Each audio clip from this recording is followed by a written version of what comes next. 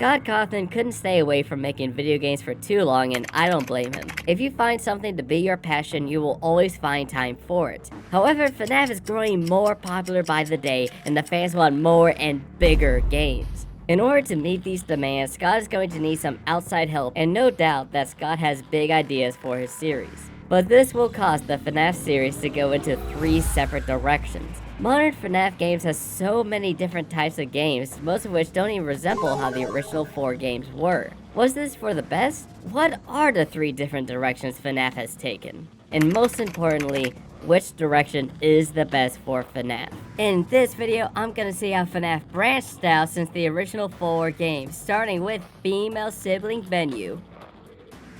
Man, I wish there were better words for that title. By far, this is the biggest FNAF game made by Scott up to this point, totaling a whole 1 gigabyte. The game takes place in this underground storage area for animatronics, and my job is to just perform maintenance on them. First though, I need to input my name onto this broken keypad. It seems that you had some trouble with the keypad. I see what you were trying to type, and I will auto-correct it for you. One moment.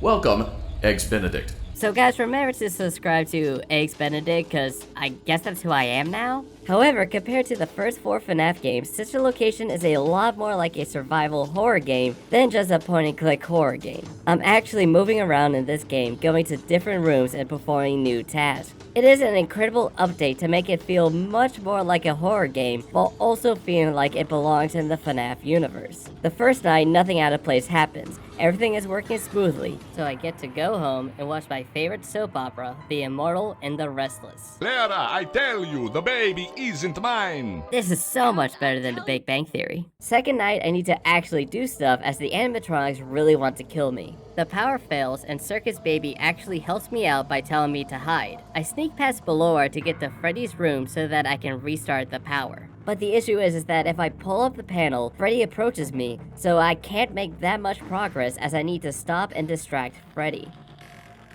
Freddy! Freddy, go away! Freddy, I want to live, so I keep watching The Immortal and the Restless. Oh, I love that show. You do?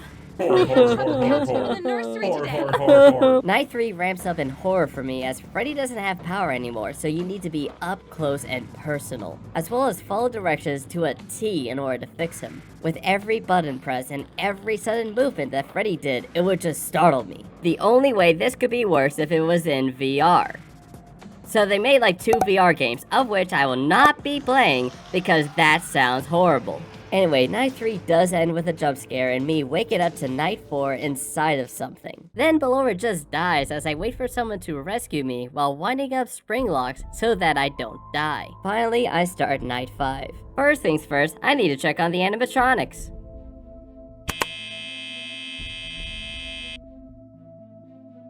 Yikes! I need to make sure Circus Baby is structurally okay when I hear Circus Baby's voice again. But it can't be her. I follow the voice anyways and get the cart out of the animatronic's body and send Circus Baby along the treadmill. I try to get out, but end up in the scooping room where my innards get scooped out as I face the man in the mirror, realizing that I have a bit of purple guy inside of me. Don't take that out of context. Sister Location is honestly better than the first 4 FNAF games. A big issue with the first 4 FNAF games is that it's the same gameplay loop for all 5 nights. With Sister Location, every night is different. There's no gameplay loop that gets stale after the 3rd night. There are multiple endings, even though the one I showed you is the real ending. There's actual humor in the game with the whole keypad not working joke before the start of every shift, along with the soap opera that plays at the end of the shift. It really eases any anxiety from built-up fear from the prior shift. It's a great change of pace while having some decent jokes here and there, while not overstaying its welcome. The game is more difficult than the other games only because all of a sudden there's more to do. Again, it relies on sound cues whenever you're trying to walk past Belora or Foxy, which isn't too bad. The worst part is the resetting the power while trying to keep Freddy occupied. This is the first direction that FNAF took after the original 4 games, where it's simplistic like the first 4, but now there's finally more things to do. They would continue this trend for FNAF 6, which I won't be talking about. But I would like to emphasize one line from the final monologue of FNAF 6. And to you monsters trapped in the corridors, be still, and give up your spirits. They don't belong to you. For most of you, I believe there is peace, and perhaps more, waiting for you after the smoke clears. Although for one of you, the darkest pit of hell has opened to swallow you whole. So don't keep the devil waiting, friend. I will never write anything as good as that line, let alone the monologue. Alright, let's move on to Security Breach. Immediately you can tell Security Breach is not like the other games because this game rocks. I got introduced to the 4 animatronics, Montgomery Gator, Roxanne Wolf, Glamrock Chica, and of course, Freddy Fazbear. Except Freddy doesn't work. It probably has something to do with the child inside his chest cavity. I play Gregory, a kid who decided to stay in the plaza. I don't trust the main security guard Vanessa for some reason, so Freddy tries to get me to the main entrance before the doors close. The way he helps me is by letting me climb into his chest cavity, Titanfall style. Which was a great game, Titanfall. The campaign was fantastic, and the multiplayer was so much fun being able to call in a Titan to help you out in battle. Now Respawn's only allowed to work on Apex Legends, which, real quick, it sucks. Sadly, we don't get to the front entrance in time, so I'm stuck in the plaza until 6 AM. The game now actually starts. It's a stealth game. The whole idea is you go from area to area, all while trying to avoid animatronics in said area. For some reason, the other animatronics want you dead, while Freddy doesn't, and I don't know why. You can distract them or hide from them, but if they catch you, then you get jump scared. The jump scares in Security Breach are a lot less scary because in the games before this, the jump scares were actual jump scares. You'd be looking at nothing and then all of a sudden an animatronic is screaming at you. But with Security Breach, you see the animatronic approach you, so it's not a surprise. I wonder what this giant animatronic is here to do. I'm here to jump scare you. I see. I got a daycare pass, so I went to the daycare. I'm introduced to Sun, who is a friendly animatronic, but I need to get back together with Freddy. So I got the security badge from the desk, which for some reason turns off all of the lights, turning Sun into Moon, who wants to kill me.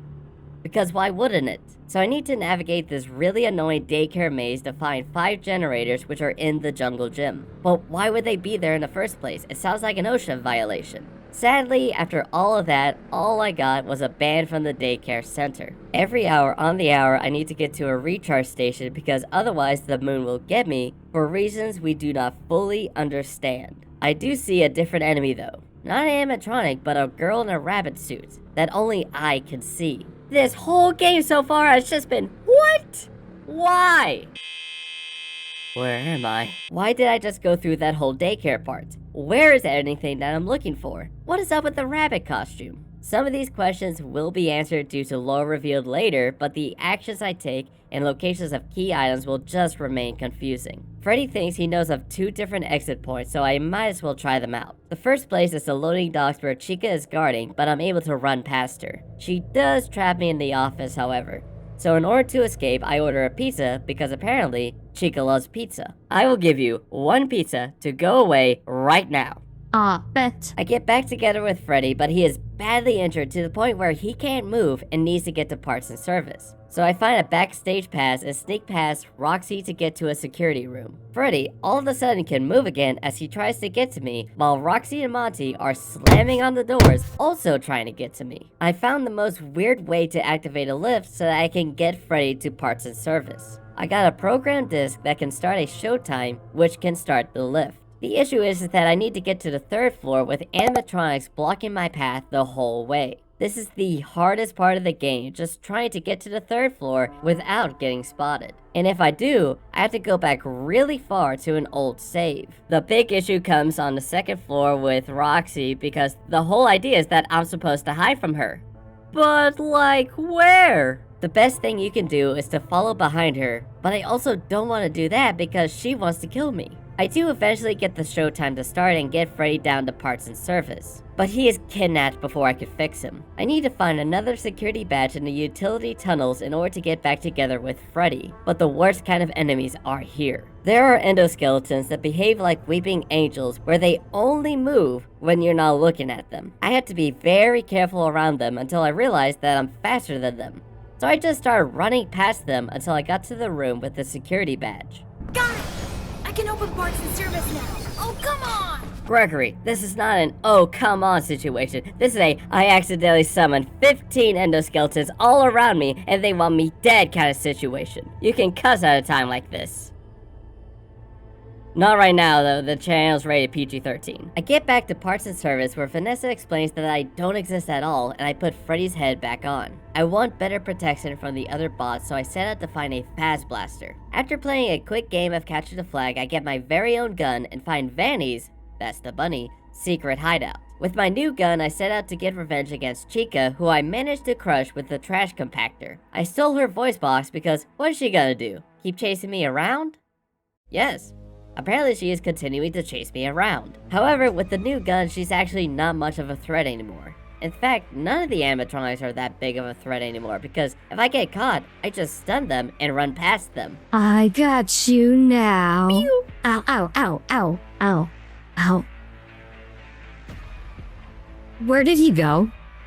Oh, come on. I decided that it's also time I got revenge against Roxy for killing me over and over again. I go to Roxy Raceway and sadly I need an assistant driver because I am too small to drive by myself. But the assistant driver is broken, so I need to go to the dance club to fix it, which doesn't sound right at all. Yeah, my robot is broken. Do I take it to parts and services or how do I solve this issue? But did you break it down? Oh, my bad. I get the robot fixed and actually run Roxy over, like the cutscene replayed of her getting absolutely shattered 3 times. Naturally, she doesn't need her eyes, but I make the mistake of thinking she was dead because she, in fact, was not. She keeps charging forward, attempting to charge me. However, she could not counter my amazing tactic of moving a little bit to the right. I give Freddy Roxy's eyes and it's finally 6 a.m. But I can't leave yet, not with Vanny's mystery still being a threat.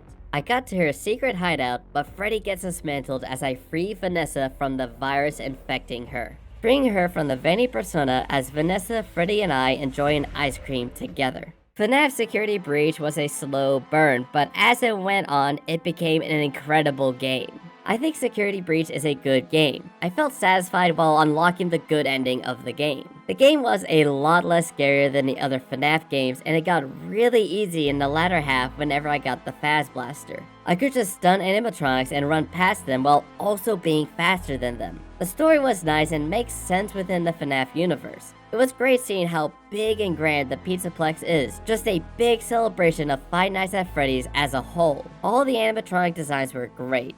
The game really did get easier and less scary when I stopped trying to be stealthy and just started running everywhere. But the game was designed that way. They give you a Faz Blaster, they are expecting you to run past the animatronics. The music was good, but it didn't stand out. The parts I hated were the daycare part, the necessity to hide at the top of every hour, and the constant loading. This game just cannot load a map to save its life. It doesn't even do the AAA narrow hallway loading screen. No, it physically stops the game so that it can load the next area. This is the second direction that FNAF took with having an actual development team make a 3D open world game. The issue with this direction is that it takes longer to make a game, but if done right, can be a horrifying 3D FNAF game. But what if it was a 3D? What if it was 2D and pixel art and there was a ball pit? And this transition to the next game sucks. Let's just go Into the Pit. Into the Pit started out as a story in the Fazbear Frights books, but the story was so good that Mega Cat Studio decided to make it into a whole game. I get introduced to the main character Oswald, who spent his entire summer at Jeff's Pizza. One day he decided to prank his father by hiding from him, so I went into the pit. Wink wink. However, instead of being a good hiding spot, he is teleported back in time to 1985, where Jeff's Pizza used to be a Freddy Fazbear's Pizza. I make some friends, Mike and Chip, when all of a sudden a yellow rabbit starts kidnapping kids. So I escaped into the pit. Wink wink. I got back together with my dad when the yellow rabbit came out of the pit, dragging my father in and taking over his role. But the worst part is that no one else sees a yellow rabbit. Grizzly, who do you see right next to me? A fat, lazy, unemployed, good for nothing, never amount to anything, worthless, hasn't slept with a woman in like 5 years. Hell no, 20 years, piece of shit. Grizzly, stop. You don't need to be so mean. I go back in time to try and find my father, but I find one of the kids trapped inside of a spring-locked suit. After I free him, the yellow rabbit appears and starts to chase me, so there's not much I can do but try and think of a plan as I start school. Back at Freddy's, I get introduced to Chica, but unlike the other FNAF games, Chica doesn't actually attack me. Instead, she takes my lunch and adds it to her pile, giving me the idea to use pizza to lure her out so that I can enter the kitchen. I found Mike, but not my dad, so I escaped the yellow rabbit and will try again tomorrow. The next day, I try to enter the arcade, but the yellow rabbit opens the door before I'm able to use the arcade keys. Come on, which key is it? Aha, this one! Do you watch The Immortal and the Restless? What doesn't he get? It is his child. I find Chip, but Bonnie is guarding him, so I fix Bonnie's guitar and play it so badly that Bonnie tries to kill me. I save Chip and hurt my dad, but needed to escape the yellow rabbit, so I will try again tomorrow. Going to Freddy's every night has started to affect me mentally as I start to see other students as animatronics, so I decided to just ditch school immediately and go back to Freddy's. I go to the security room with another terrified child. When I try to help her escape, she gets kidnapped again and put into the freezer. I rescued her, but once again needed to escape the yellow rabbit. As the nights are getting worse, I decided that it all ends tomorrow. I skip school again and go back to the pizzeria, but the yellow rabbit also wants things to end today as we both enter into the pit. Wink wink. I enter a secret room in the pizzeria and find a girl who says my dad is just through the vents. I find my dad, who gets kidnapped again, and I confront the yellow rabbit at the ball pit. I am able to rescue my dad as we go back to our time, but the yellow rabbit follows us and tries to kill me, but I kick him and he gets entangled in the ropes as he is strangled to death.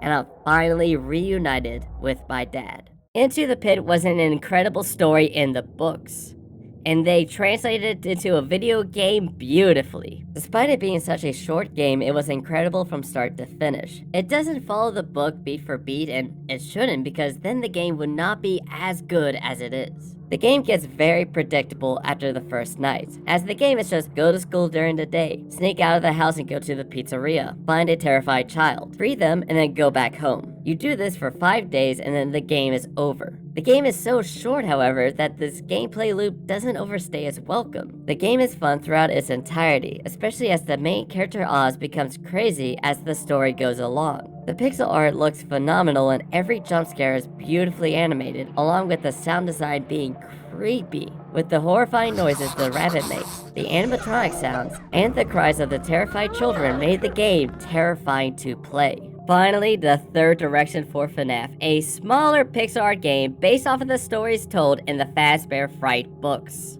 These games are easier to make, but the issue is now we are so far from how the original games were. But it's time to answer the question, which direction is the best for FNAF? Sticking to its roots, being able to make games quickly, but then you suffer from every game being so similar to the previous. Having a big studio make a 3D open world game, but then you can't make games as quickly. Or have another studio make 2D pixel art games based off of the books, but now you are so far from how the original games were, its only similarities are the characters. Each game in this video is an incredible game on its own despite being so different from each other. No matter the gameplay, a FNAF game is still FNAF in its core. But there is only one clear direction that FNAF should take. That's with a Mario Kart ripoff! Woo! You can drive around! More than 5 colors! 5 nights at Freddy's? Nah, 5 laps at Freddy's! Mario Kart wishes it could be this good.